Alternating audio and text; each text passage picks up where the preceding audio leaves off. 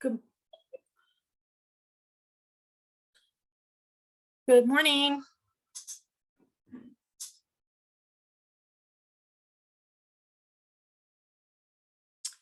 We'll get started shortly. Thanks for joining us.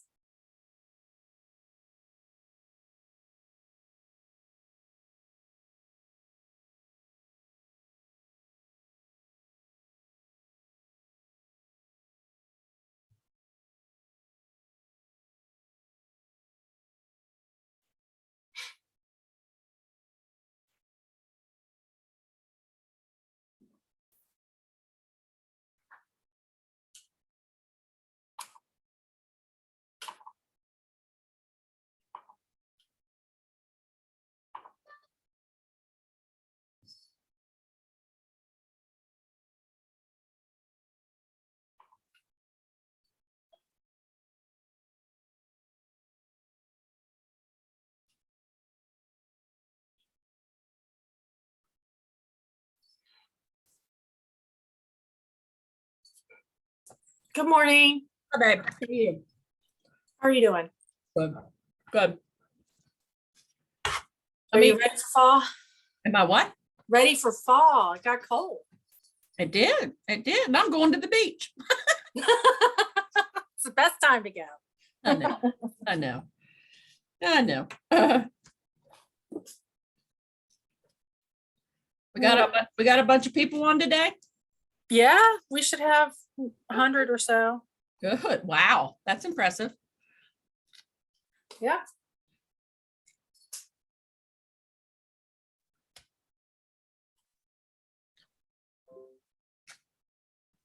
I logged on early so I could eat my lunch. Yeah, no, we always get on early for people that want to, get set up and make sure they're, video and audio work. Yep. All right. So I'm gonna go ahead and just put my screen up. But if you need me, holler for me. Okay. Okay. All right.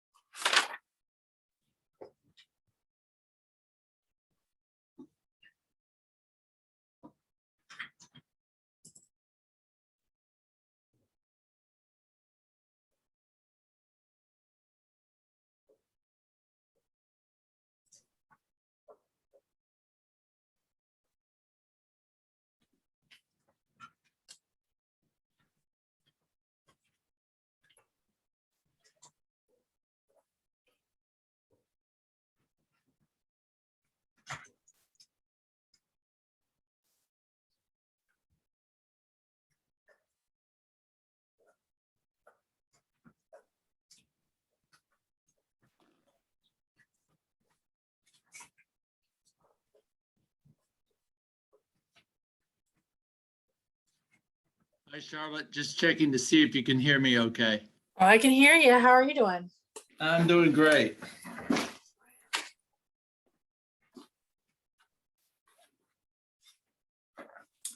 Hey, Bill, how are you doing?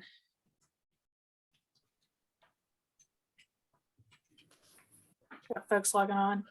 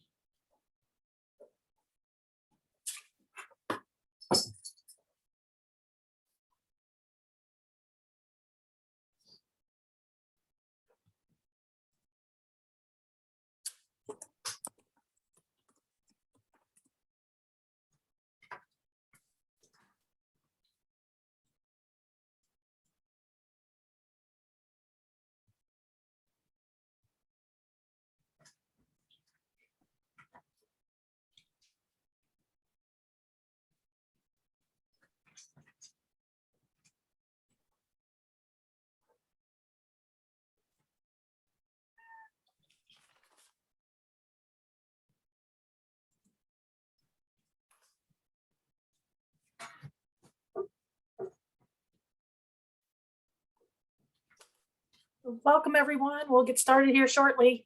This is the Rural Maryland Council Fall Quarterly Executive Board Meeting.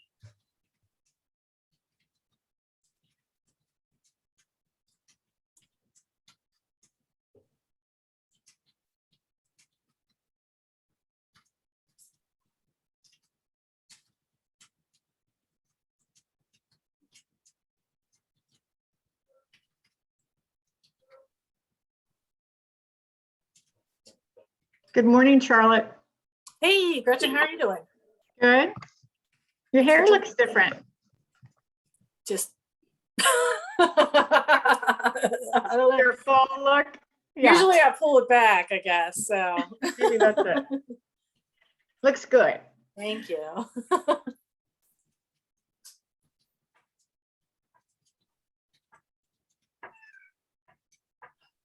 to let the cat out.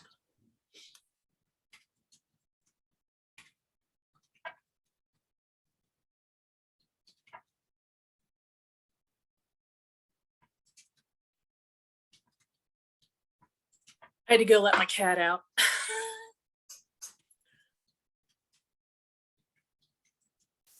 So we'll get started here shortly. Just got a few minutes.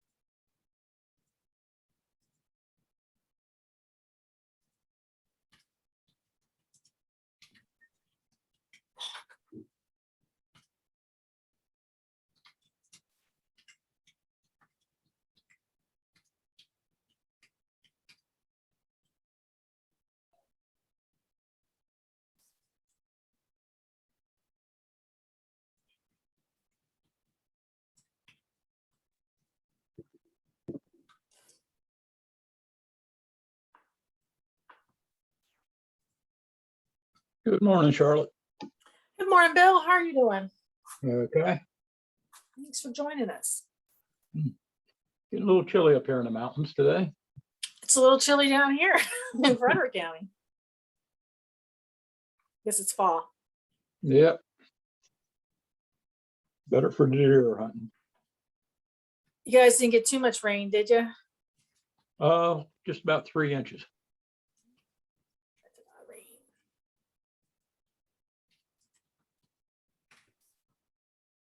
Hi, Charlotte. I just want to make sure my audio is working. Is it good? Hey, good to see you. You too. Thanks for joining us. Happy to.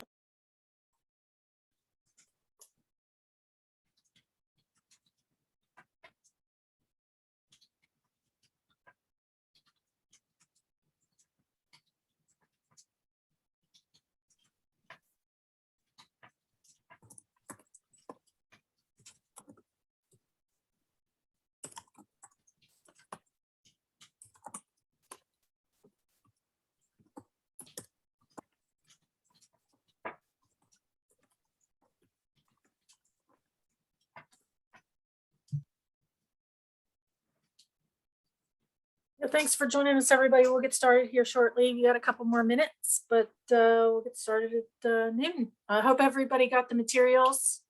Anybody have any problems with those? That one packet was pretty big, so there were a couple people that it got bounced.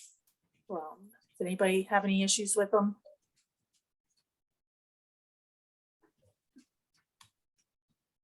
Well, good. Let me know if you did. That one packet was pretty large.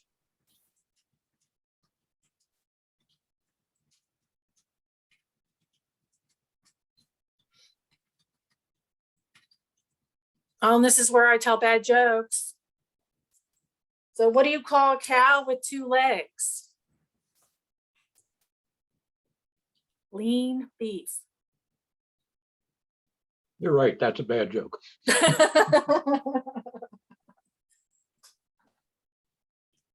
Oh, yeah, that's bad. How did the barber win the race? He knew a shortcut. Oh, my.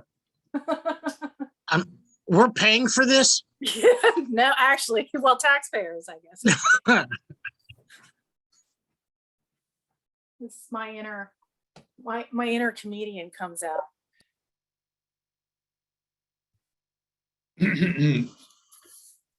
Don't quit your day job.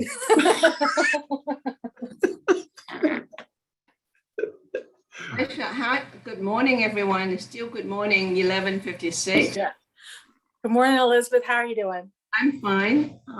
Just so let me know how I can help, and I'm bringing secretaries on board. I mean, Yeah, did you see that I sent you some the bio? when was that? Maybe an hour ago?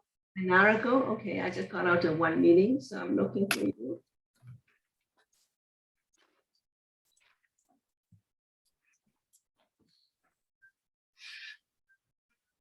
I wonder if it's, oh yeah, Charlotte right here, See it? Great. right here. I got you. So give me a cue. Hi. I'm ready. Hello, everybody. Hello, everybody. We're just giving people time to join us. We'll get Great. started shortly. Thank you. I always like to check my microphone. Yes. Yeah, everybody should check their audio so we Yes. can hear you. And when I go off screen, I'm still here. I'm just gonna eat my lunch, so you don't see me eating. Okay.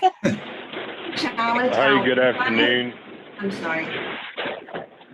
This is, Can I say any particular area that she supported our council? I think she's always supportive. She's been always Sorry, very here. Yeah, okay. If there's any particular kind of initiative that you can think of. I can- Manufacturing has been a big rural component. Okay. There was the More Jobs for Marylanders Act, which was the manufacturing incentives.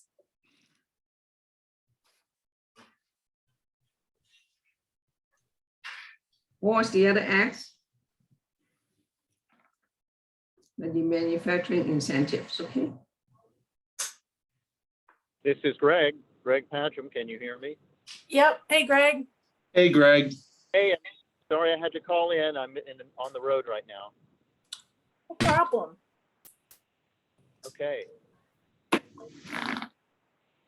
I hope folks was able to open the materials. They were pretty large. Okay, great. Because I was trying to send them out earlier to somebody and they came back bounced because it was too large of a file. So just make sure if anybody had any problems downloading the materials, please let me know. We'll resend them out. Charlotte, for some reason, at this moment, my camera is not showing me. So I'm going to get out quickly and come back in. Okay. Hi, good afternoon. This is Austin Shipley with Maryland Farm Bureau. Hey, great. Thank you for joining us. Welcome to the council. John Hartline, this is the new, Austin is the new Farm Bureau representative on the council. Welcome. Absolutely. Thank you, guys. I'm excited to be joining you. I would be on Zoom. However, I have a combine to get ready to go in the field. So I'm calling in today. Great.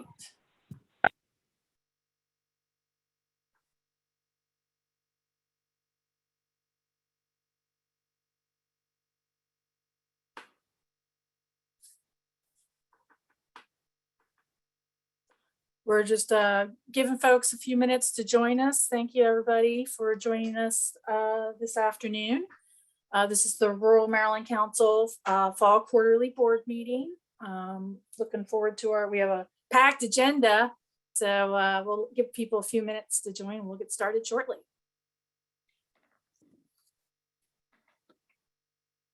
Morning, Charlotte. Nice to see everyone. To see you. Sorry I couldn't be in person. It's okay. At least we get to see people this way. You know, it still fills a void. So thank you. Yeah.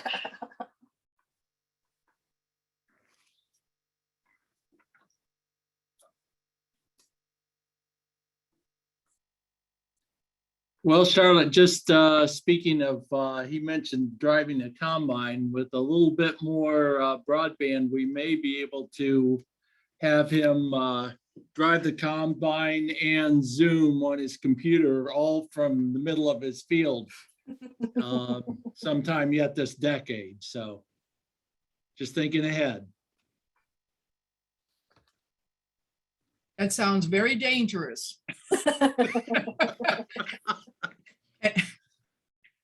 And probably should never be done. I don't know how to drive a combine, but those two shouldn't be mixed.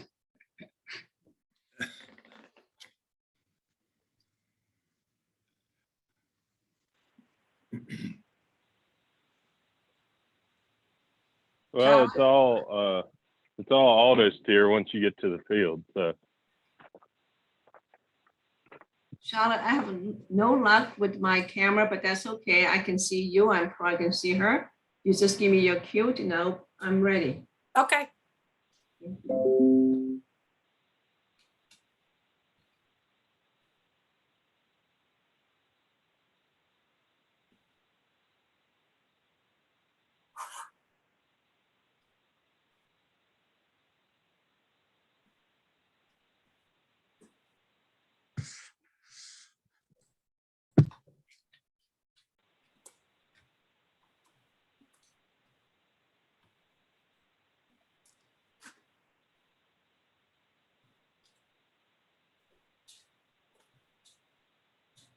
Well, I don't know, John, you want to do some introductions while people are still joining us?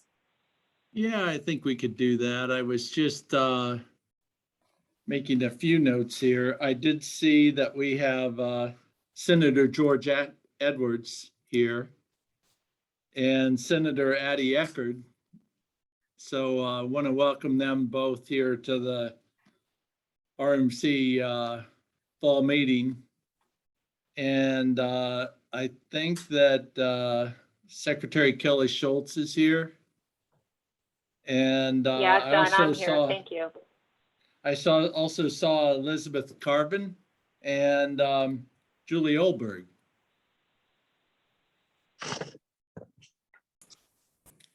Yes, hi, everybody. It's Elizabeth Carvin. Thank you. And from down in our area, Gretchen Hardman from the governor's office. Thanks, John. I'm here. Glad to see you. And some of the people I might not know from the Eastern Shore. Charlotte, did you have some other people?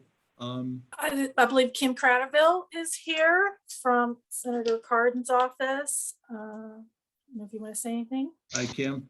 Good afternoon. Happy to be with you all.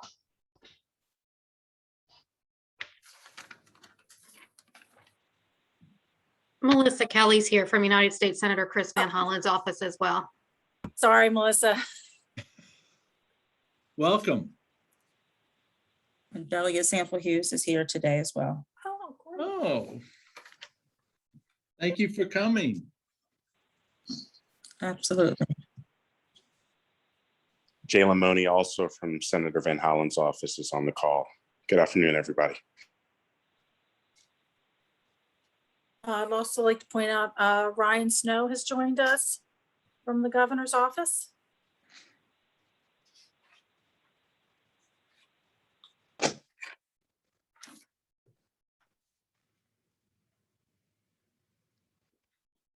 don't know, John, if you wanted to have some of the others popcorn around and introduce themselves. Do you want to go across the screen? I'm not sure that. Sure. Let me run down the list here. So it's changing. We still have people coming in and out. So we've got Sandra Grande. Hi, everyone. Hello. Ed Knox, how are you doing? Good, good. I'm with the SBA. Welcome. Got Bill Valentine, board member. Jamie Williams, Kent County. Mr. Shaw, Jack Shaw, welcome. Mr. Sam Shogay, welcome. Miss Sarah Seitz from the Office of Rural Health. See Lucille Walker from the Southern Maryland Heritage Area. Scott Warner from the Mitchell Regional Council. Mindy Burgoyne, the Department of Commerce, Meredith board member. Jinhee Kim from University of Maryland Extension. Debbie Bowden, Caroline County Economic Development Board Member. Chris Castellamus, St. Mary's Economic Development Board Member. Josh Hastings, Forever Maryland, also Wycomico County Councilman, former board member.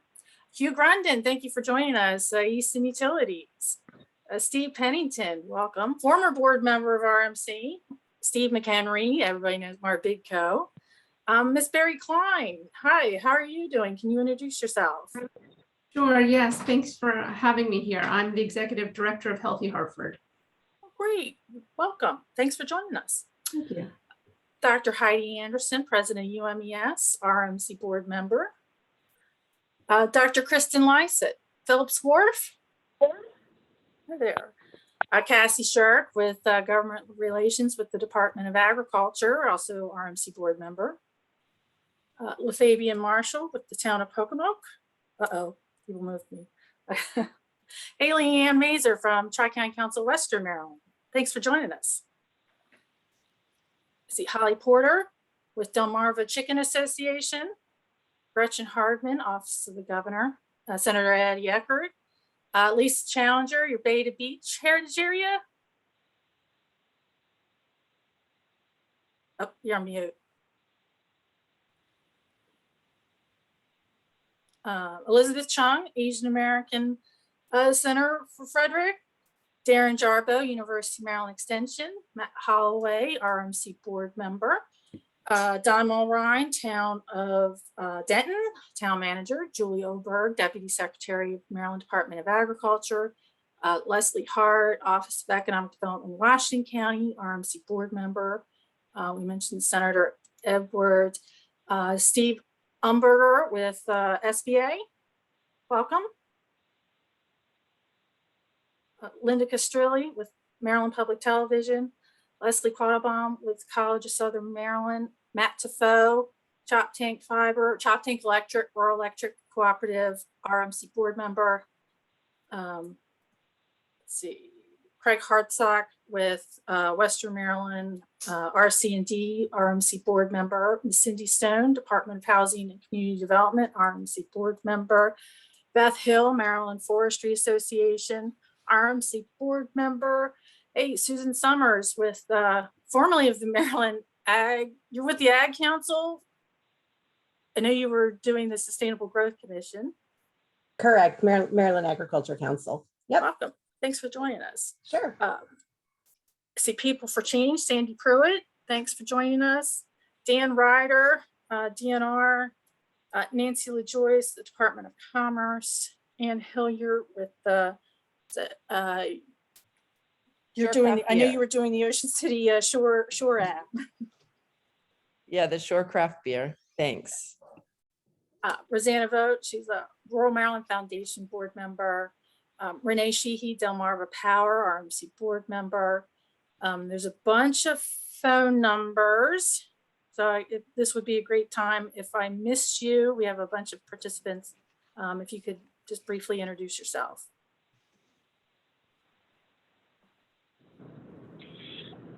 This is Greg Padgham, Tri-County Council, Lower Eastern Shore. Hi, John Hickman with the Small Business Development Center.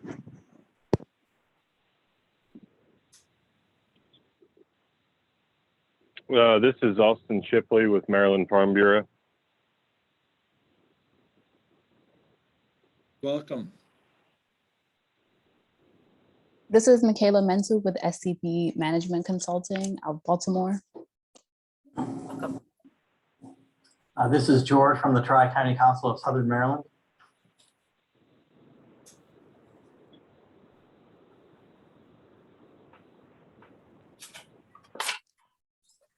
This is Linda Castrilli. I know that you introduced me, Charlotte. Thank you. I just want to give you all a plug for our Maryland Farm and Harvest Season 9 premiere on November 9th at 7.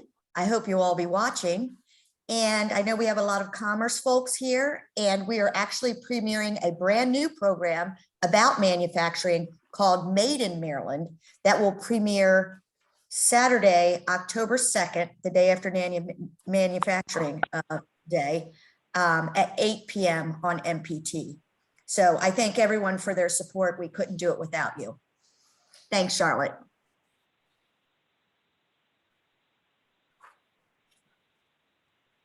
Well, Charlotte, you think we're ready to start? Yeah, I think so. Okay. I'm going to call the meeting officially to order for the Rural Maryland Council Fall Quarterly Executive Board meeting. Right off the bat, I do want to point out over my shoulder here, it's been in my office for about the last 3 years. Expect great things and great things will happen. And I would like to thank all of you. A lot of you have done grants. A lot of you have done a lot of great things with the money that's been coming through the Rural Maryland Council. I did have a chance to review in this summer a number of the grants, and all I can say is all of you are doing really impressive work. And I want to say thank you before we get started. Thank you very much. And the first thing on the agenda, actually it's the second thing, is the approval of the minutes from the April 9th meeting. So moved. Thank you, Dr. Anderson. Yes. Do I have a second? Debbie Bowden, I second. Thank you, Debbie. And are there any additions, corrections, anything anybody noticed that might need to be fixed in the minutes? Any discussion? Just one comment. Yes. I just want to thank whoever prepared the minutes for putting the links in. Those videos were very, very nice to have there and to have a record to go back and look at them. Thank you so much. That's great. And with that, I will call for a vote to approve the minutes. All in favor, say aye. Aye. Aye. Aye. Aye. Any opposed? And moving on, Charlotte, were you going to hand it over to Elizabeth Chung, Elizabeth? who's representing she represents the Frederick area and RMC board member. So we ask if she would do the honors of introducing our guest speaker today. Thank you so much. Good afternoon to everyone. First of all, I apologize that my camera isn't working, so I'm behind this little dark screen. What a pleasure that I have today at this board meeting for our RMC that I would like to introduce to you, Secretary Kelly Shultz, who is, of course, from Frederick County's. Secretary Shultz was the program manager for defense contractors, and she's also real estate agent before, members of the American Small Business Coalition, Maryland Chamber of Commerce, Baltimore and Washington, Corridor Chamber of Commerce, Chesapeake Regional Technology Council, International Facility Management Association, Armed Forces Communication and Electronic Association. Great, their background, and experiences. She has represented District 4A in the Maryland House of Delegates from 2011 to 2015. She also served as our Secretary of Labor, Licensing and Regulations from March 13, 2015 to January the 8th, 2019. And she completed leadership in Maryland in 2016. And currently she served as Secretary of the Maryland Department of Commerce since January 9, 2019. I would like to say a few words to thank you, to Secretary Shultz, for your support to our whole council across the whole state. Of course, I'm very proud of your support for the manufacturing incentive and also the workforce development as well. As you know, that in Frederick and Washington County, both from the RMC funding, my agency was able to continue the support of the community health workers. We're able to also provide, technical assistance to Eastern Shore, to our partners, and to improve access to healthcare. So I would like to ask everyone to join me without further ado, our guest speakers for today, Secretary Kelly Shultz. Thank you.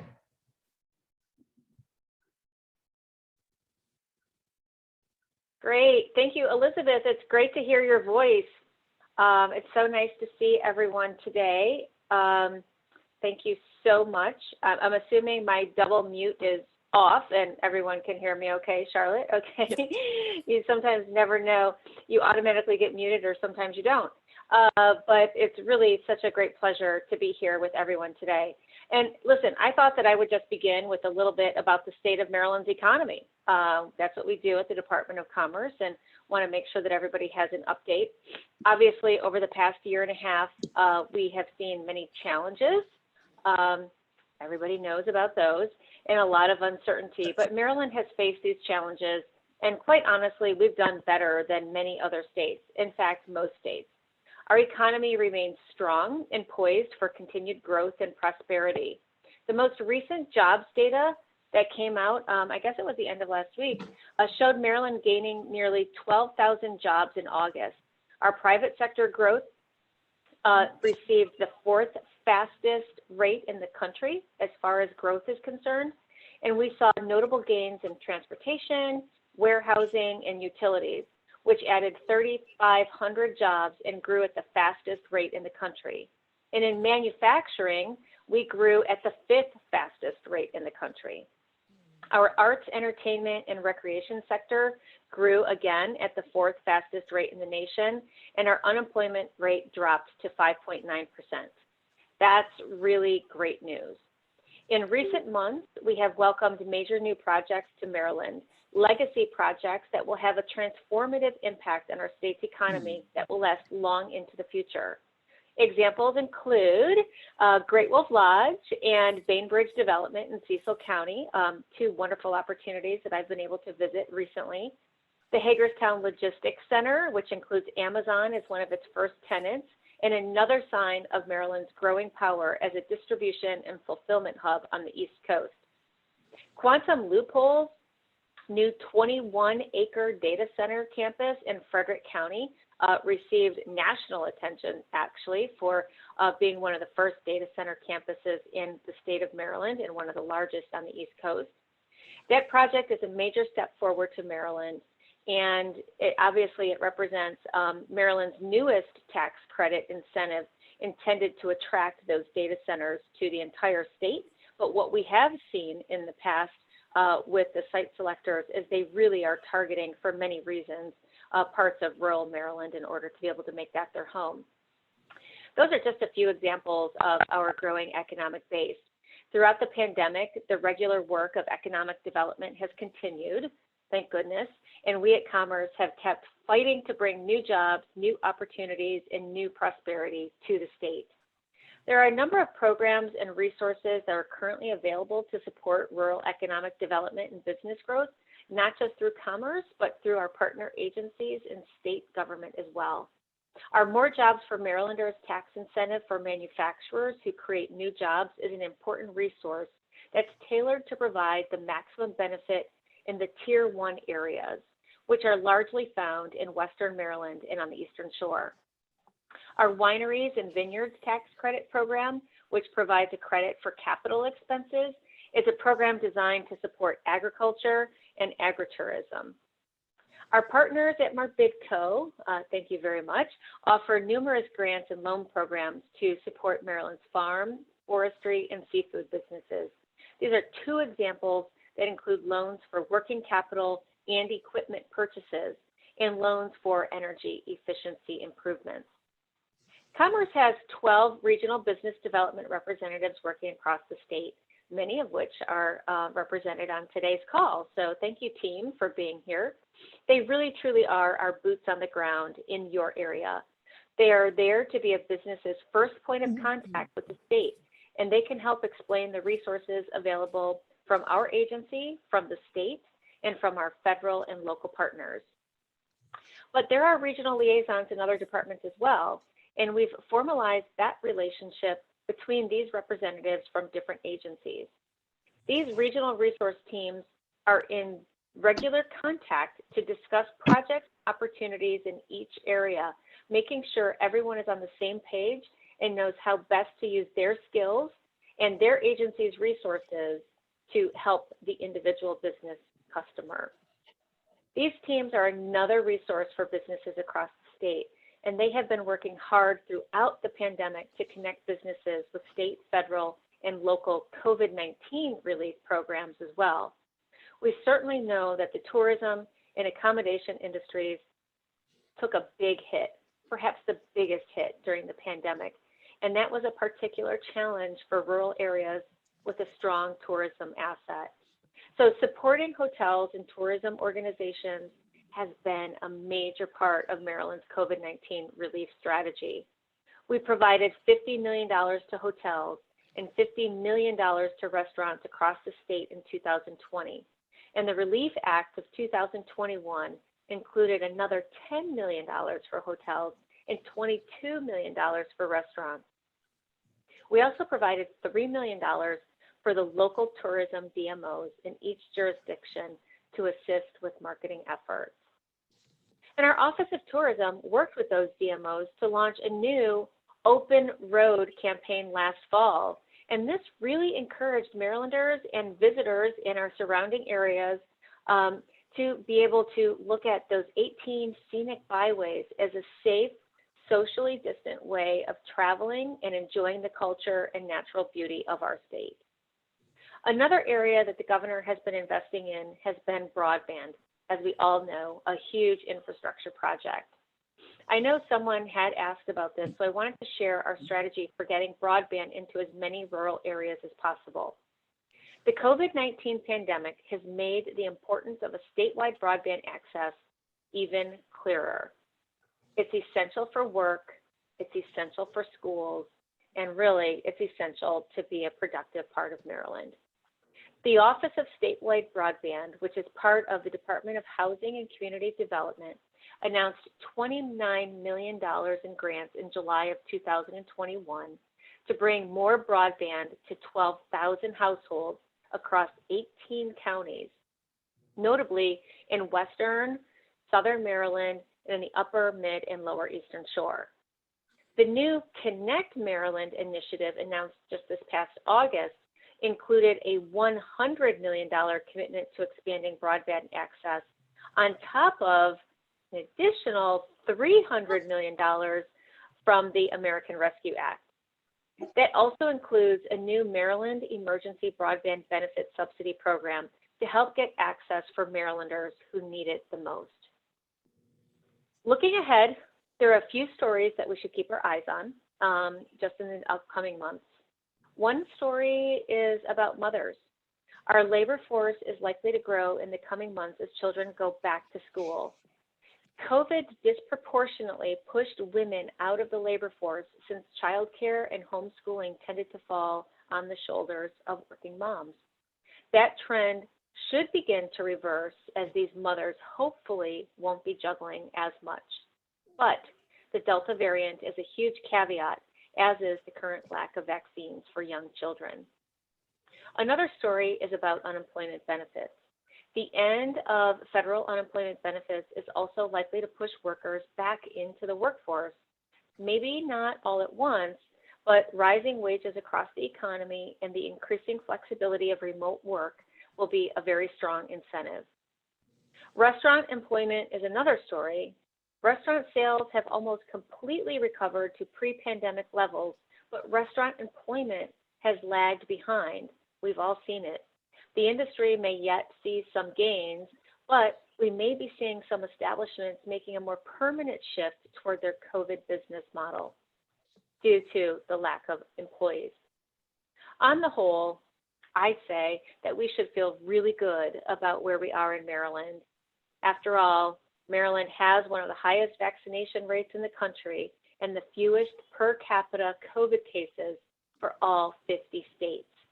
Our economy remains strong and continues to grow, and we're well positioned for that continued growth and continued success. And just as a follow-up, I know that there were introductions that were made, but I also know that my good friend, George Edwards, Senator George Edwards, is on the call, and he announced not too long ago that he was going to be retiring at the end of this term. And as far as rural Maryland is concerned, I can say that there is not a legislator currently in the legislative session that has the impact and has had the years of experience that Senator Edwards has had. He's been a very dear friend to me, and I know a very dear friend to all of you as well. He will be missed, but we're not going to let him get away too easily in this next year.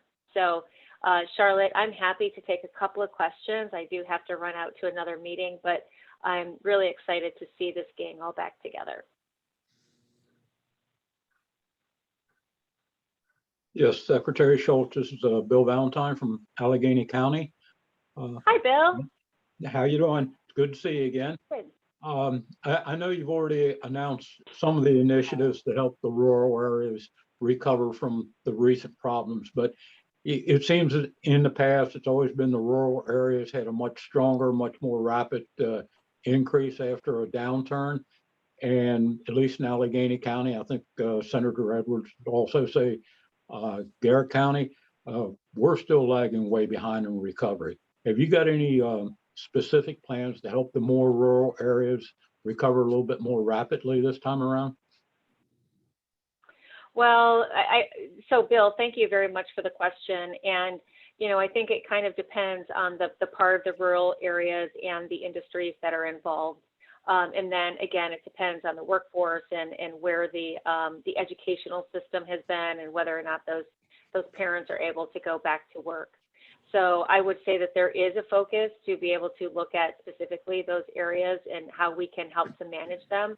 But I would also say that there has been, again, thanks to Senator Edwards, a very strong push for the governor and the governor's office to be able to utilize some additional resources for those rural areas as well, particularly out in Western Maryland, because at this point in time, not all rural areas are, you know, the same. It just depends on if they're very heavily tourism. We saw Garrett County and Worcester County and some of the areas on the Eastern Shore, because of the heavy tourism, they were able to bounce back very quickly. So those areas that really were dependent on tourism have had a phenomenal summer, probably the best summer that they've ever had. So we want to be able to make sure that we identify what those industries are in order to be able to help the industries overall. Thank you. Secretary Shultz, this is Jamie from Kent County. Thank you for being here today. So the council supported the bill to encourage locating data centers in Maryland, and we are all excited about Quantum Loophole in Frederick that you mentioned earlier. Are you aware of any other projects that are in the pipeline? And what can we do further to encourage those companies to locate in rural Maryland?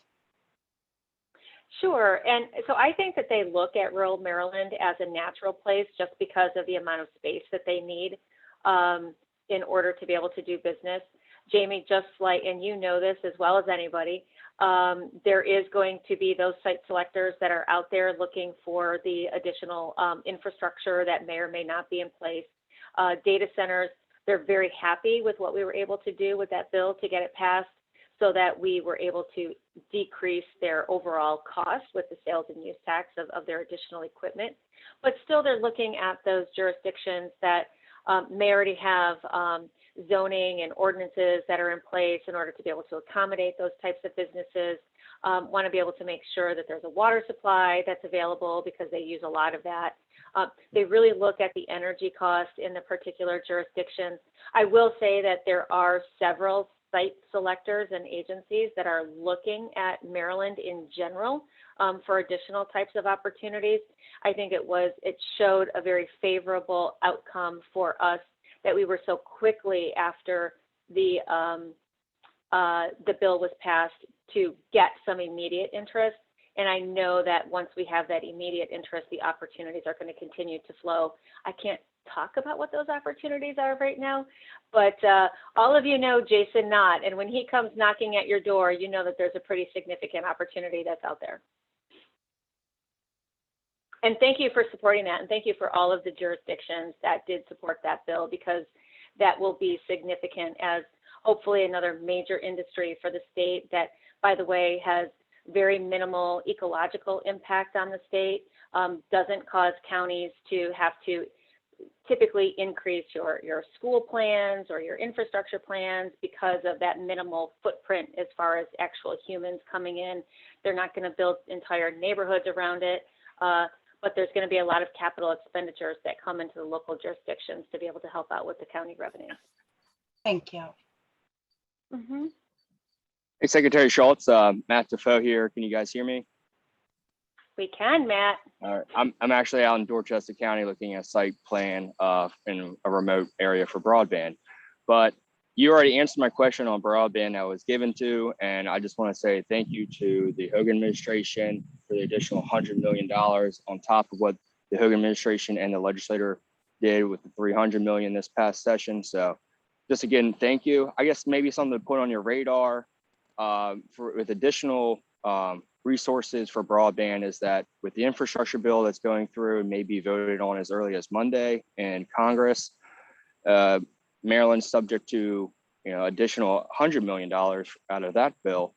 It's just keeping that when that money comes from the federal government to keep it local and so forth. But my question is, how do you feel with the infrastructure bill that's making its way through? How that can impact the rural communities in Maryland? Well, I mean, so this is what I have to say. We'll see it when we see it, and I'll believe it once it gets passed. I typically tend to be an optimist, and I've kind of lost a little bit of my optimism about what happens down in DC these days. Mm-hmm. But here's the thing. I think that we know within the administration those areas of the state that need to have it. And when we talk about infrastructure, the governor saw firsthand what the lack of broadband did, especially to those students that could not gain access to their education because they didn't have broadband and they were sitting in their parents' cars outside of the schools in order to be able to tap into their Wi-Fi. That's not how we should be in Maryland, which is, I would say, the finest state in the nation when it comes to technology. So when we talk about technology specifically, we want to be able to make sure that we do reach out to all of the assets and resources across the state in order to be able to do that. So I would say that the chances are very, very likely, Matt, that we continue to focus on those areas of the state that need our assistance more readily than other parts of the state.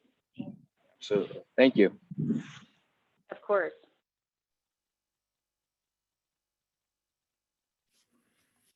And this is kind of like the world of COVID, where like there's new terms and terminologies and everybody's looking at things differently, like pivot and COVID, and it's just, there's so many different things that we've been able to look at and to define.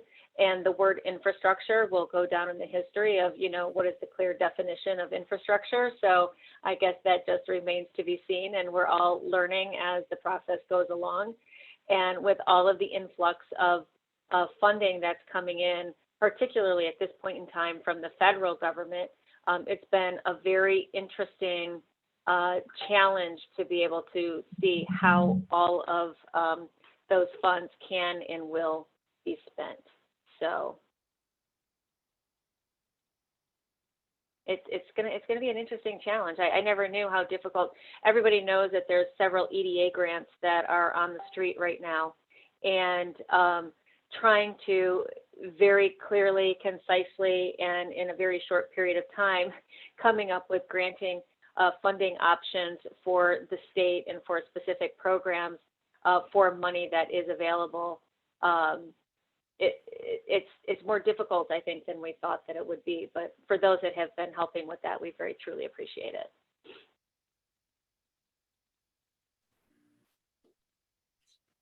Well, Secretary Shultz, this is John Hartline, Tri-County Council. And I think we met originally when you came to one of our council meetings shortly after you took over as Secretary of Labor, a DLLR at that time. And I just wanted to say thank you, and also let you know that because of money that flowed down from the federal government to the state to our Workforce Development Board, I think last month I signed a record number of individual training agreements for the Tri-County Council. I think it's probably the highest number I've signed since I've been here in 8 years in 1 month. So we're certainly working the problem from the side of getting people back to work through training. And on the other side of it, broadband is close to my heart, and we're working on that problem out in the rural areas as much as possible. So I just wanted to say thank you, and thank you for coming to see us today. You mentioned that you have to run off to another meeting. I just wanted to make sure I got that in before you ran off somewhere. So.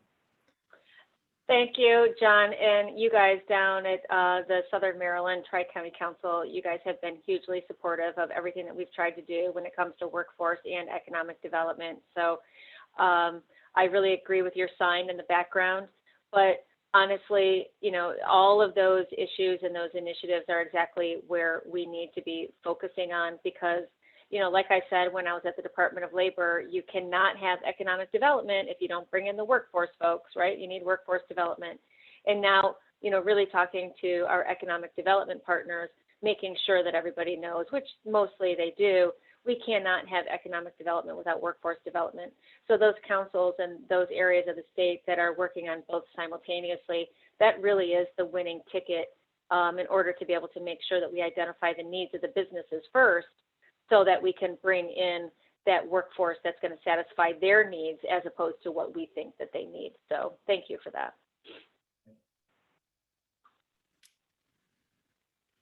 Any last comments, Charlotte? I'm good, unless anybody had any last questions. Well, again, I'd like to thank Secretary Shultz. We really appreciate you coming to talk to us today, really. Great. Thank you all so much. Have a wonderful weekend. It's going to be a great weekend to be out in rural Maryland to pick apples and pumpkins and make sure that we have a little bit of agribusiness going on across the state. How's that? Take care. Thank you. Bye.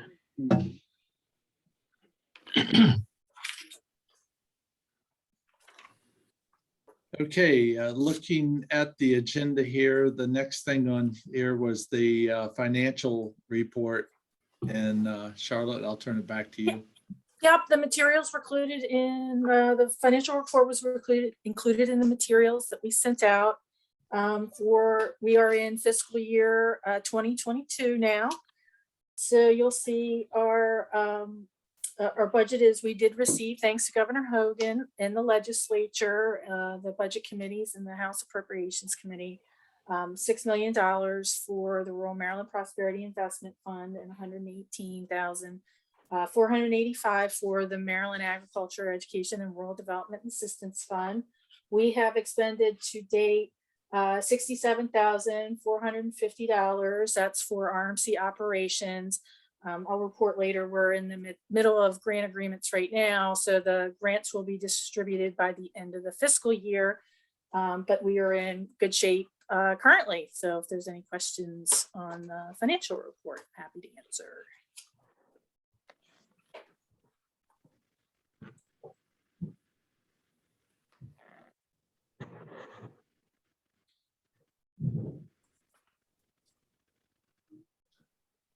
I'm not hearing anything, Charlotte.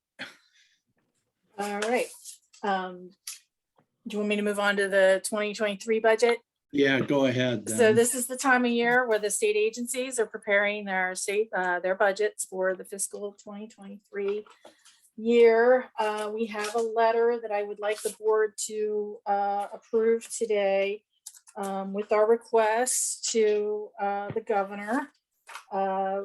We did meet with Secretary Brinkley earlier this week. He did say to submit our request, which is that while we greatly appreciate the $6 million, we believe given the COVID pandemic and the current surge that is occurring in the rural areas, as well as what Bill Valentine mentioned, our delayed recovery that happens whenever rural areas are hit with economic crises, that we would greatly respectfully ask for $9 million for fiscal year 2023 to be distributed through the Rural Maryland Prosperity Investment Fund through investments in entrepreneurship, infrastructure, healthcare, regional planning, and the MERDAF line, the community and economic development projects that are supported through the MERIDAF grant program.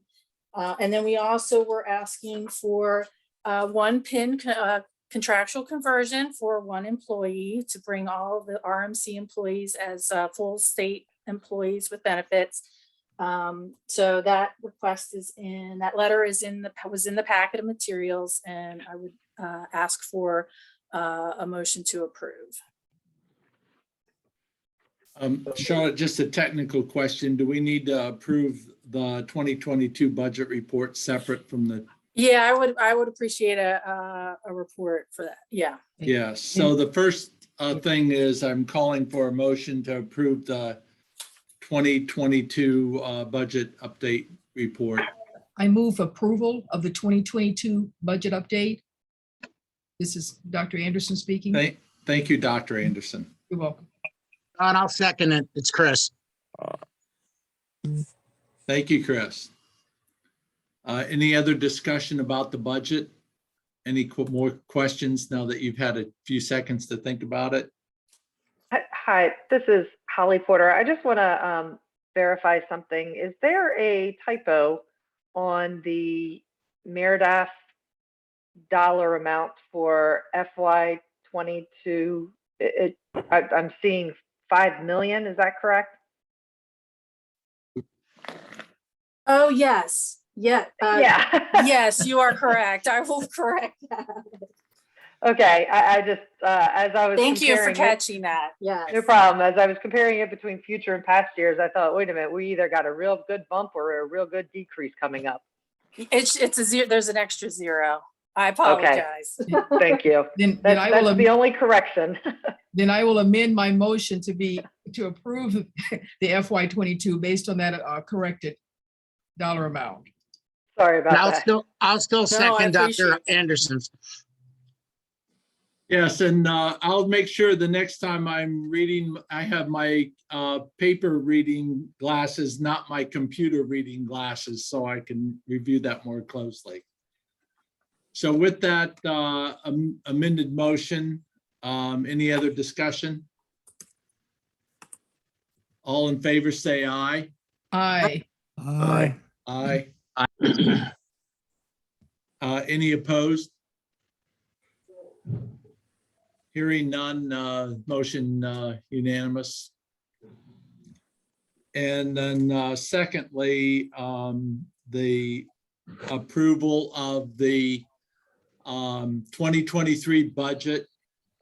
And I think that we'll bundle in with that at the same time, the letter that would go to the governor requesting that they include the $9 million, which is a bump up from the $6 million that the Rural Maryland Council has been getting in the past. And I would call for a motion to approve that.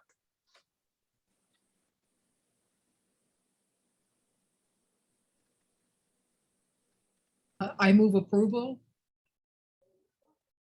I'll second that. And I have a question. Yes. Okay, ready for my question? Yes. Okay. Charlotte, can you just, I appreciate that we were asking for the 9 million. I know we've talked about that before, I believe in our, was it our executive session or whatever? I just want to know on the projected budget itself, I noticed that we're asking for 9 million for this FY23, but if I'm looking at this page correctly, then we're going to go back in FY24 and be back at 6.1.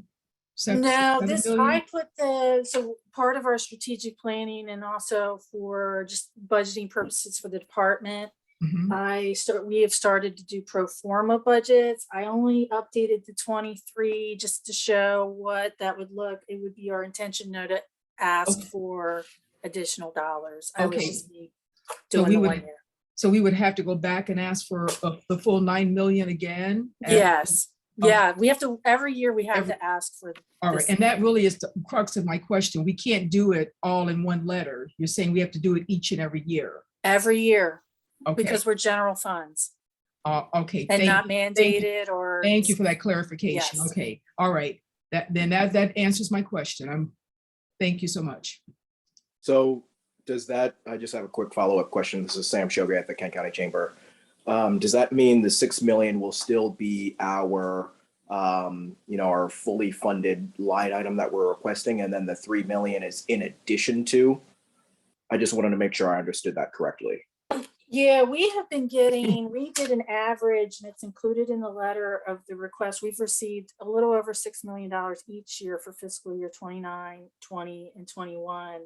The average request has been $10.4 million, and usually we were saying 6 million was the full funding, but it Right. looks like really it's probably closer to $9 or $10 million. So that's how we came up with that figure. But yeah, I think 9 million is really full funding, because we are receiving this year we received, we were well in excess every year. The requests outweigh the funding that we have available, and there's a number of projects that we're unable to fund every year that are great projects, and there's just not enough funding for them. Right. So at our next legislative session, when we're meeting with our legislators, rather than saying thank you for fully funding us, we're going to say consider fully funding us at this $9 million mark. Yes. Okay, understood. Thank you. Thank you, Sam. And that's where I was going with this. At some point, you want to get fully funded and not have to keep asking year after year after year. Mhm. And I will add one thing to that. Once the funding number comes through, it's run through a standard formula that exists. And the 9 million would go through that funding formula, and there would be additional funds in both the MARDAF and RMPIF and for the Tri-County Council. So it would be, if there were the extra $3 million, it would be evenly split across the programs by the same funding formula that we've used in the past.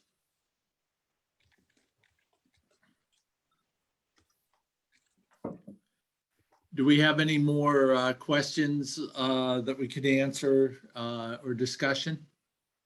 That was a very good question, by the way, because it is long-term, it is a strategy question, and the 9 million would be our objective over the long term, not just 1 year. No more discussion. Then all in favor of voting for the letter and the budget as presented, say aye. Aye. Aye. Any opposed? Hearing no objection, we voted for that unanimously. And Charlotte, we're ready to move on to the Rural Maryland Prosperity Investment Fund. Is Susan here, or I didn't? So basically wanted to update folks where we were with the fiscal year 22 grant cycle. The grant review board met in August and made decisions. The awards are posted, included in the packet is the awardees and that announcement. For those that are receiving a grant, we are working on grant agreements. The goal is to get those out next week. So they should be getting those. Our goal is to get those back by October, so that we can get funds dispersed before the end of the calendar year. And hopefully in the end of October, November, the programs can start receiving the funds.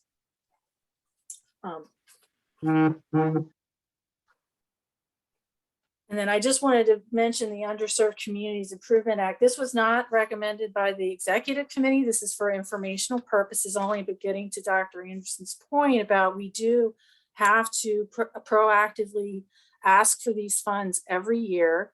I've long recommended that special funds or a funding source be identified, and that would facilitate some of this for us. So this was a suggestion of to consider unclaimed personal property funds as a dedicated source for the Rural Maryland Prosperity Investment Fund. But I want to mention that this is not something that the executive committee has agreed upon, but we did include that in the materials. It's just for discussion purposes, if anybody has any thoughts on that idea, but it is, we do need to, we will have a change in the budget process coming up. You know, the legislature is going to have a bigger say in how funds are allocated in the state budget. And then we will have a new administration, and you know, so we don't know what the future brings for the council. And so looking for ways to dedicate or find a funding source, I think, are important for us to consider for the future. And this is identified in our strategic plan. And so this is the beginning of that conversation.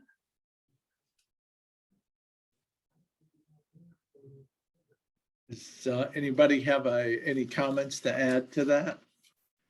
Or maybe they want to think about it and get back to Charlotte or myself.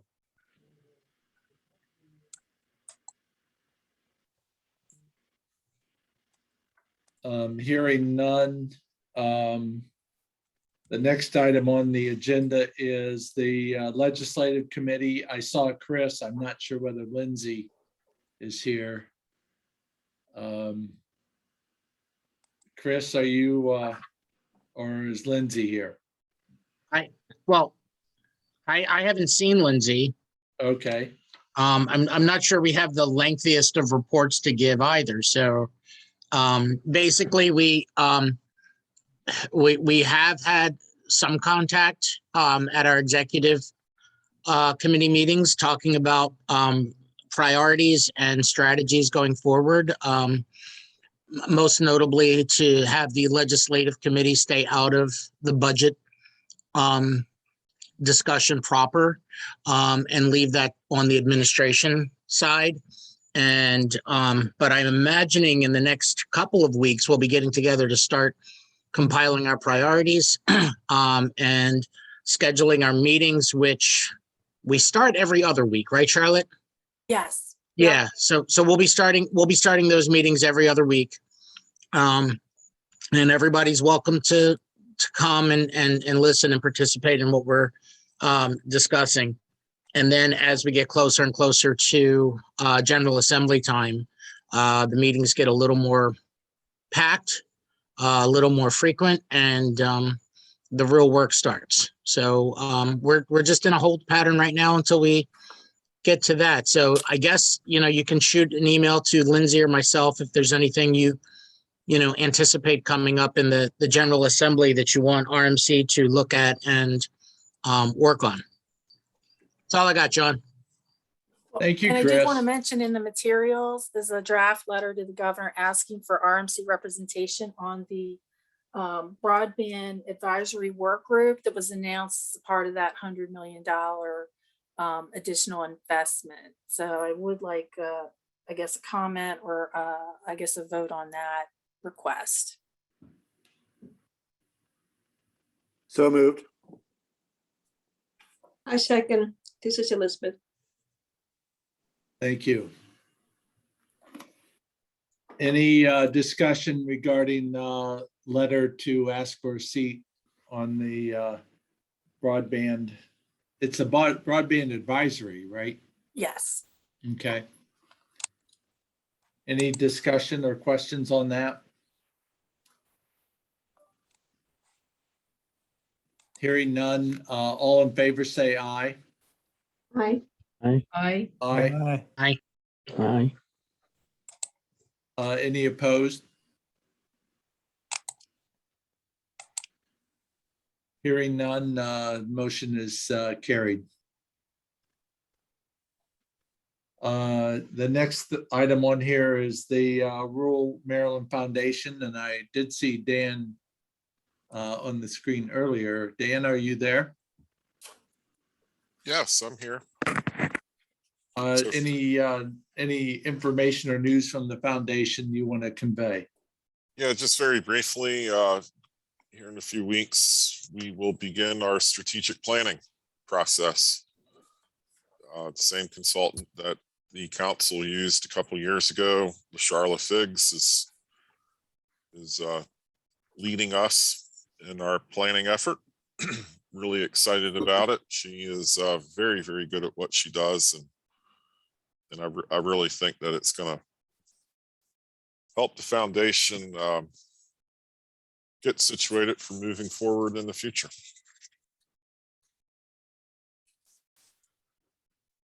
All right.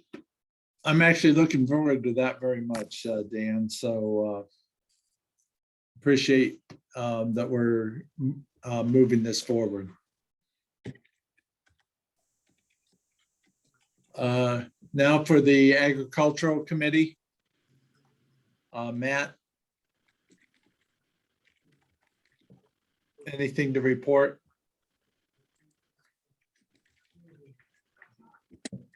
Nothing to report, just that there was a really good meeting with GICA, Intergovernmental Commission of Agriculture, back in June, and appreciate the MDA support on that, and nothing to report though. Okay. All right.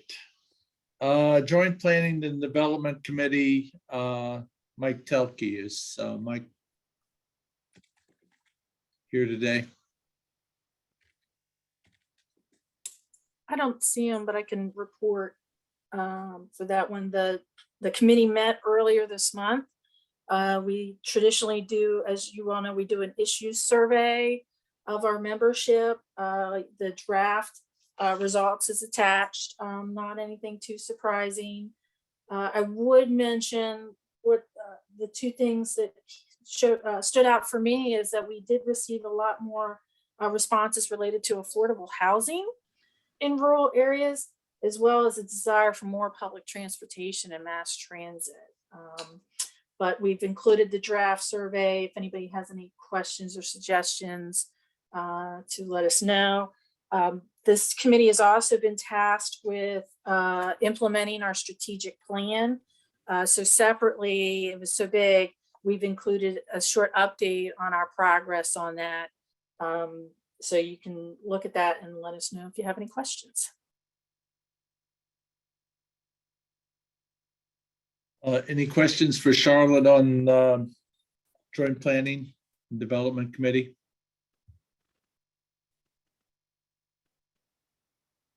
Okay, hearing none. Nominating Committee.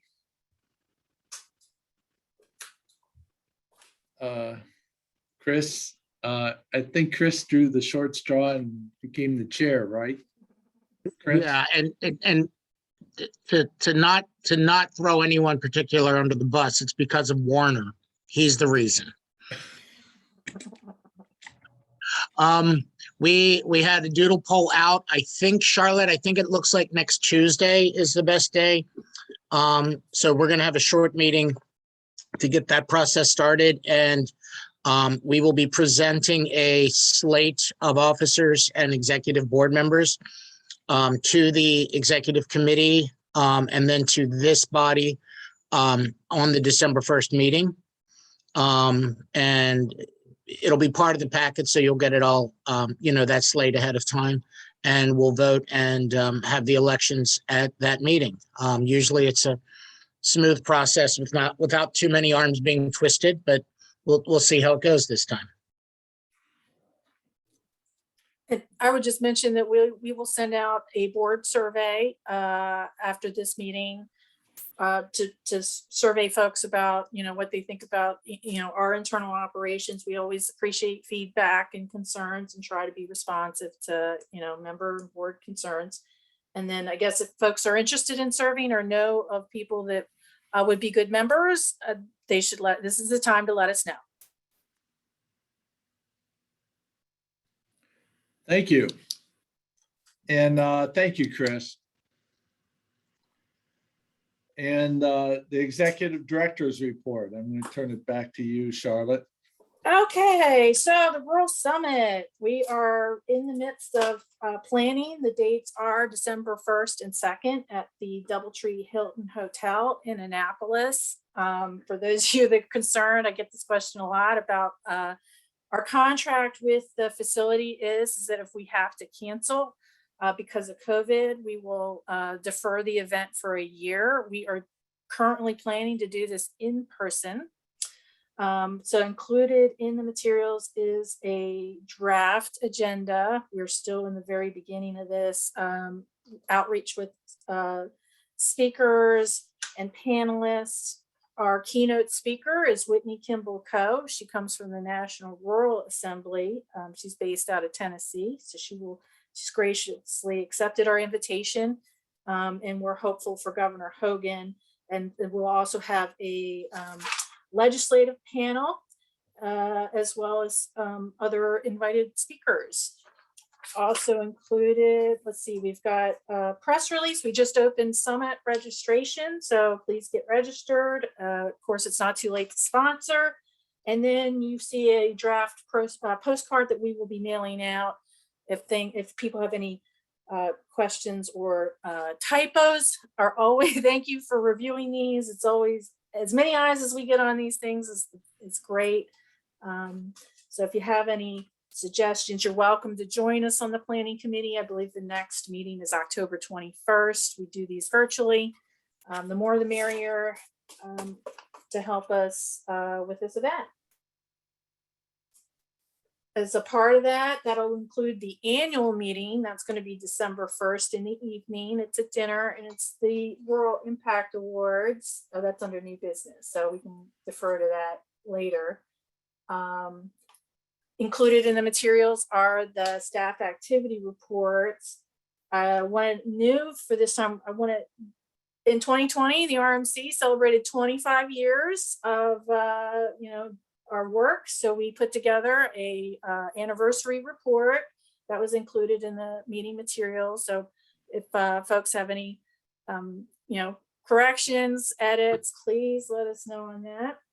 The Taw's Crab and Clam Bake is coming up October 13th in Crisfield at Summers Cove Marina. The RMC is a sponsor with the Maryland Department of Commerce, the Maryland Broadband Cooperative, and the Tri-County Council of the Lower Eastern Shore. Board members, everybody is welcome to join us. We have some complimentary tickets available. So if you're interested in joining us, please let us know. Hopefully it'll be a great fall, cool day. And we will if there's enough interest, we will provide transportation to and from Annapolis. And we have I did execute an MOU with the Regional Economic Studies Institute with Towson University. They are going to be doing an economic analysis of our grant program. The timeline is that we are hoping to get those results back in December in time to present during the legislative session. So we're hopeful to have some really good information to share with the legislature on all the good work that these investments support. And then finally, I did want to take a moment just to thank the staff. Many of you know I had a personal challenge this summer, and thanks to Amanda, Cody, and Megan, they kept us going, kept us moving along. So I just wanted to personally thank the RMC staff for keeping us going and keeping me on track when I probably wasn't at my best. So I appreciate that. Thank you guys. And that's it for me. If anybody has any questions. Hey, Charlotte, this is Elizabeth. I'm interested to know about your study by Towson. How far back is this? Is 1 year study, 2 year study? 5 years. So we've been receiving the funds for 5 years since 2017. Okay. So we basically do a kind of like a collective studies of all the impact that we've been able to make. Yes. That's really good. I felt proud because, as you know, that with the funding we got, we've really been creating jobs after jobs after jobs. So, and as you know, that in a COVID, kind of situation climate here, those CHW, we don't have enough, to be honest with you, as a whole state, maybe the whole country, that the Office of Minority Health at the federal level recognize the importance of community health workers, but we just have not been able to produce, just fast enough. So currently we're doing another cohort, so we just have to keep, pushing it. So it is helpful. Thank you.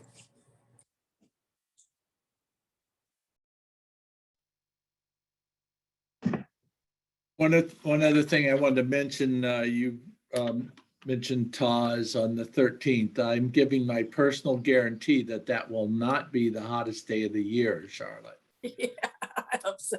I'm pretty sure that I'm safe on giving that guarantee. We're gonna make Greg responsible for that. Okay. Any other questions or comments before we move on to new business? All right, new business, the Rural Impact Awards. Charlotte, you were on Yeah, so as part of our annual meeting, we want to recognize, those special projects that are in people in rural Maryland. Included in the materials are those guidelines and criteria. We're asking for your nominations. They will be recognized at the December 1st annual meeting at the dinner at the Doubletree Hilton Hotel. I believe the deadline is November 5th, and just shoot us a simple email with the nomination.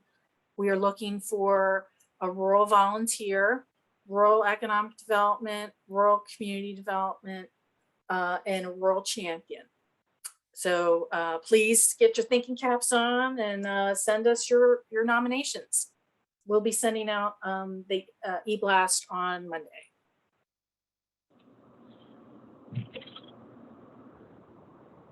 All right, any questions related to that? The last thing on here in announcements, and it's actually quite often this is my favorite part, is the opportunity to give any of you an opportunity to speak about projects that you may be doing with the RMC funds. And I'm opening it up to any of you that want to speak about a project that you're working on. At Mako, I heard about some interesting projects that were being done by the Midshore Regional Council, but I'd be very interested in what any of you individually have done. It's been a challenging year with COVID, but I also know that some of you have had some real great successes. So I want to give you an opportunity to tell us about those. So if anybody would like to volunteer. Hi, this is Carmela Watkins, and I'm with Ivy and Pearls of Southern Maryland Community Charities.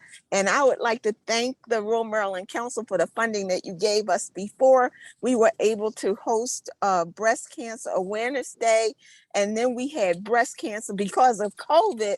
We wanted to do additional sessions, and we did those virtually. So we were able to have sessions virtually where we had speakers on really all types of health topics. And so I do want to thank you for the funding that you did give us. Well, you're welcome. And it's always, that's always an important issue. At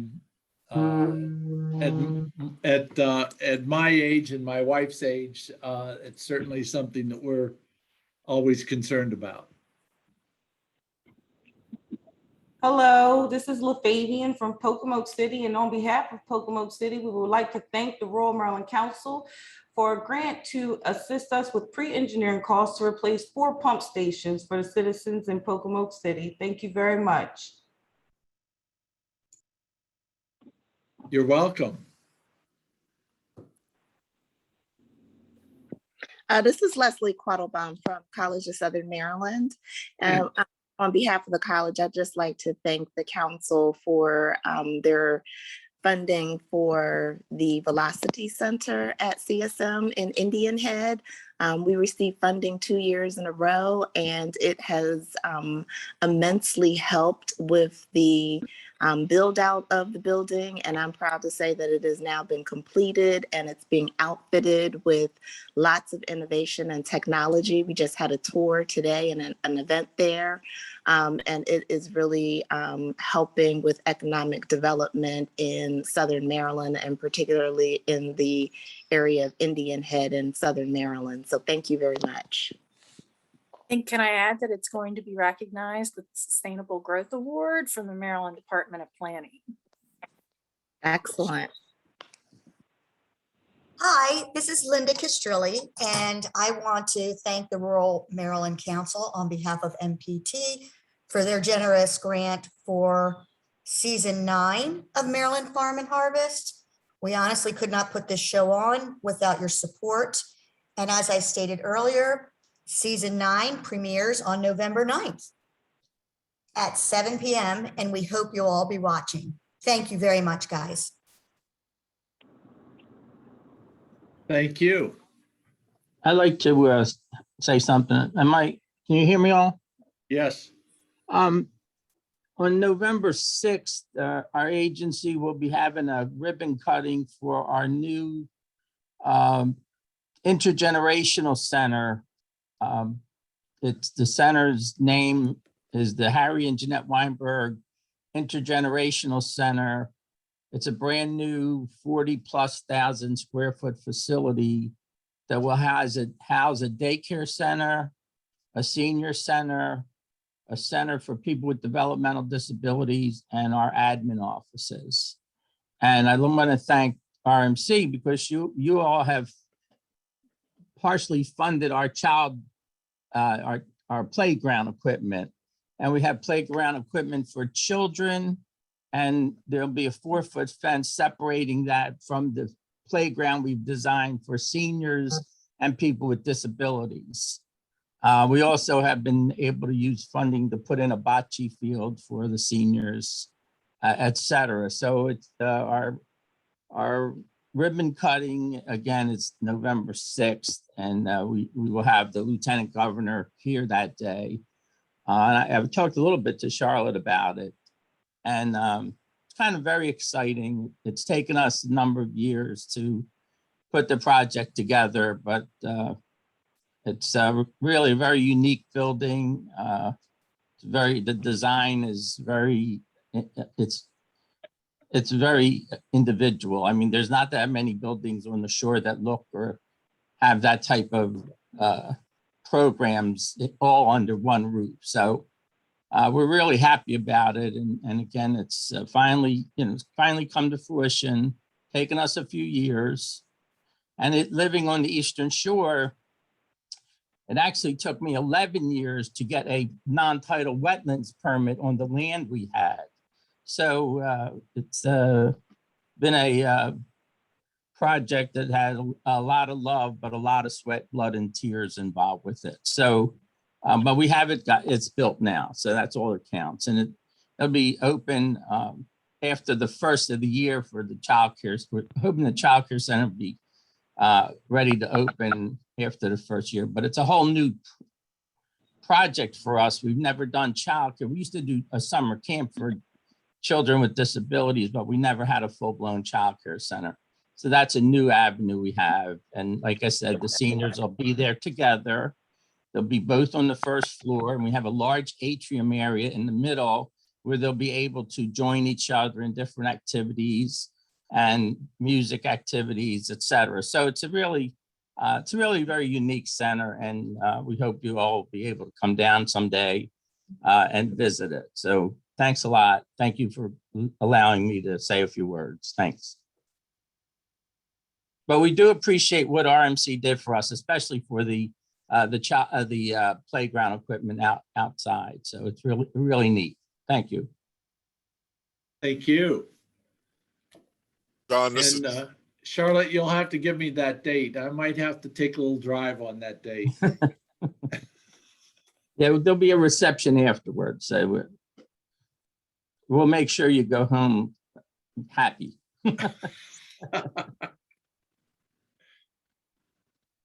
John, this is Dan Ryder. I just wanted to thank the council for all the support that has been given to the forestry community over the past few years. We've never seen this much outside support for our economic development work that we do through forest product sector.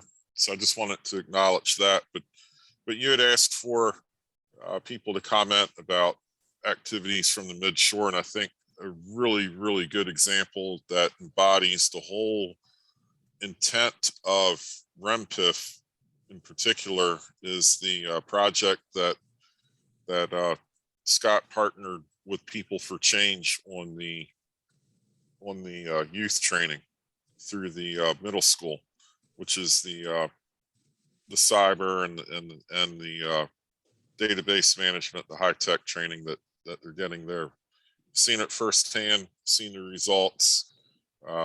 It's I don't know how else to say it other than it is just flat slam amazing what they have done and the change that you can see in these kids. I'd like to see that program stay and grow and expand statewide.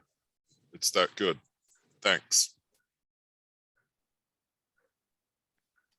Yes, that was a very exciting program, and I have to say it brought back some memories for me. My oldest son was a computer science major in college, and it started actually when he was in middle school. So that is the right time to get people interested in computers.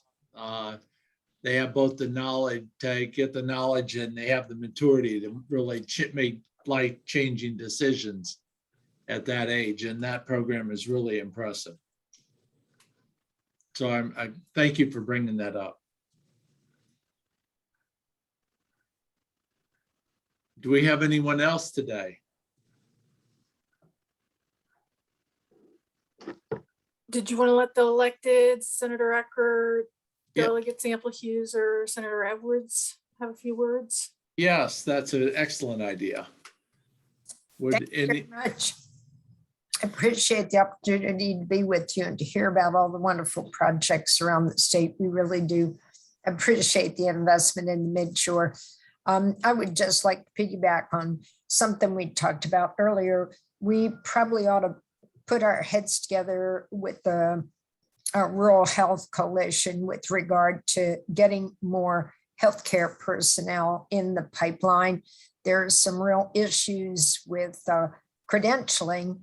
We can get the CNAs through their training program, but the issue is there is an organization that does the tests, and we don't always have enough people to administer those tests. So we've got to figure this one out. And then with regard to maybe we could partner with some of the workforce investment monies to be able to expedite some of our vulnerable populations getting some additional community health workers. So the governor's made an announcement about things that he will do to expedite getting workers into the workforce with regard to health, but it's pretty significant right now with a lot of the vaccine resistance. So just something that we need to be attentive to and see if we can move it along. Thank you.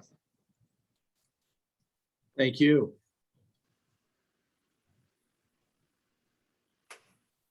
Charlotte, is Senator Edwards, would he like to say a few words? Yeah, I apologize. I've just been on here for a few minutes. I've tied up otherwise, so I missed most of what was being said, but I just want to thank Charlotte for the job. She's doing a great job. I know she's, if my memory is correct, we've had several, we have a group together, Western Maryland Economic Development Task Force, which we're looking at some hopefully big things out here in the future. And I know she's been on Zoom. Although last meeting was in person and Zoom, next one will be in person and Zoom. And she's keeping in touch on that. And I want to thank Dan Ryder for his coming out here quite frequently, looking at how we can stimulate more use of wood products since Verso shut down. That's also part of this economic development task force looking So we hope that we can get some pretty good things out of that, and that may involve rural Maryland Council in the future once we get the final report done. So I just thank all of you for great things you're doing. Keep up the good work. If I can help any of you, give me a holler. All right. And I can tell you, I've learned from Dan in the last 2 years more than I knew about wood probably in the previous 30 years. So I think that there's a lot of opportunities out there, and maybe a few of them are ending up being their product, or raw wood is ending up out of the state when we could do a lot more with it here in our own state. And he's been an advocate for that. And is Delegate Sample Hughes still here, or would she like to speak? Good afternoon. Sure, I am here. Out in the Would you like to district, say a so- few words? Sure. Well, just simply that, I am very pleased that once again, the Rural Maryland Council has been able to have the $6 million to provide those grants, because it really truly makes a difference in the communities. It's connecting people where they need to be connected. But it is really truly something that I could see that's hands-on and beneficial to all. I certainly am supportive of your $9 million proposal request for next year, because I know that the money goes a long ways, and we can continue to get into these communities. And on top of that, just like to reiterate, we had a great opening, if you will, in Hebron last week for the fiber with the residents that's coming through Chop Tank Fiber. And those residents were very interested in learning all that they could around broadband, and certainly for connectivity. But, with the support of everybody here, that's how those projects get done. And that's how we're able to make a difference throughout the entire state. But certainly, I just wanted to reference that part that we were able to do for the Eastern Shore. And thank you for the opportunity to speak. Thank you. Can I add something to my comments earlier? I do want to thank the Senator Eckert and Delegate Cherie Sample Hughes with their constant support for the legislative bond issues, et cetera. And we wouldn't have been able to do what we've done or accomplished without their support. And we're just very lucky to have them as our advocates at the state level. So I want to thank them publicly in front of everyone that they really have supported this long-term project. So Together there. thank you. Thank you very much, Senator. You're certainly welcome. And thank you, Cherie. You're welcome. Good. I'm sorry. Hi, John. This is Beth Hill. I was trying to chime in earlier. I didn't realize that I was muted, but I just want to say that you're absolutely right. Dan Ryder does a fantastic job of educating people on the benefits of forestry and how important it is to our state. I just want to thank the Rural Maryland Council for our grant that MFA received to, help. Dan can't talk to everybody. So hopefully we're reaching a whole lot more people with our Faces of Forestry campaign. I encourage, everybody on this call to, go on and you can go onto our website and see the people's profiles. You can follow the hashtag Faces of Forestry. But we're doing I think, a pretty great job of highlighting all kinds of people that are all connected to the forest, that use it for multiple reasons, whether it's, wildlife, recreation, forest products, whatever. But all the people have the common goal that they want to see forest remain as forest. So I just encourage everybody to check them out. And I thank you again for your funding. I think that public perception is a crucial step that's needed to, if we're going to rebuild these markets in Maryland that we've lost. So again, thank you so much. Thank you. Mr. Hartline, it's Kimberly Cradaville from Senator Cardin's office. How are you? I'm doing well. Thank you. Just very briefly, I know Senator Van Hollen's office is on the call as well. And just from the federal perspective, I know there's been a lot of discussion about federal funding and questions about that. And it's certainly always good. I think Charlotte knows exactly where to find us always. But I just wanted to reiterate to those on the call that we are available if there's anything that you all should need. So thank you. Thanks for this great update today. Well, I am going to mention one last thing, and that is money that came from the RMC to get our Go National Heritage Area project going. And since you're at the federal level, to become a national heritage area, you need a feasibility study that's done at the local level with local money. And the RMC provided the seed money for that. There was a little bit of additional money that came in from the counties. And we did a feasibility study, and the senators and representatives Steny Hoyer's office worked with us to put in the legislation. It's been heard in the House, and it's on its way to be heard soon in the Senate. The result of that would be if we can get it past this session, and it looks somewhat likely that we would become the 55th heritage area. And it all started with the seed money that was provided by the Rural Maryland Council to get the whole ball rolling. And it's been something that we've been wanting to do for a while, but we couldn't have done it without the federal delegation stepping in and really doing the heavy lifting of getting bills through Congress. So we appreciate that. Thank you for that. Keep in touch. Okay. Charlotte, are we about ready to call for an adjournment, or do we see some more people? I thought, Kurt, you wanted to make an announcement? Yeah, thank you, Charlotte. Thank you, John. Hey, everybody. Kurt Folks with Farm Credit. Just wanted to give a quick plug for a couple of things that Farm Credit has going on right now. The Farm Credit Foundation for Agriculture Advancement currently has 2 community education grant programs open, one for $2,000, one for up to $10,000. I'll put a link to the website in the chat box. And then also beginning today, our scholarship program is open for applications. That's where we award at least $10,000 scholarships for students engaged in some type of ag-related secondary or college education program. Could be 4-year, could be master's or doctorate level, but and all they have to do is reside within our footprint, and that footprint can be found at the website. And it doesn't have to be production ag per se. It could be anything related, so ag marketing or ag engineering, you name it. But just wanted to let folks know that those are open and available, and to encourage folks to apply. So thank you. Thank you.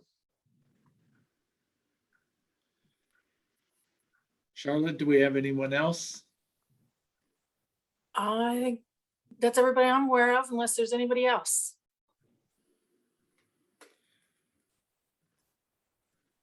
Looks like the State Office of Rural Health is going to be hosting the first statewide telehealth interest group on October 1st, and you'll see the detail link in the chat box. Okay. All right. Well, I think we've covered the agenda, and we've given people an opportunity to speak. Again, I want to thank all of you for coming and attending. We all have busy schedules. It is Friday afternoon, and but I want to say thank you to all of you. Sorry, it's not in person. Maybe soon, hopefully December 1st. Soon, yes. We'll hope for soon, and hopefully we'll get this Delta variant under control. So again, I want to thank everybody. May I have a motion to adjourn? I'll make that motion. Second. All in favor, say aye. Aye. Thank you. Thank you. Have Thanks, a great everybody. weekend. Thank you all. Thanks, Charlotte. Thank you.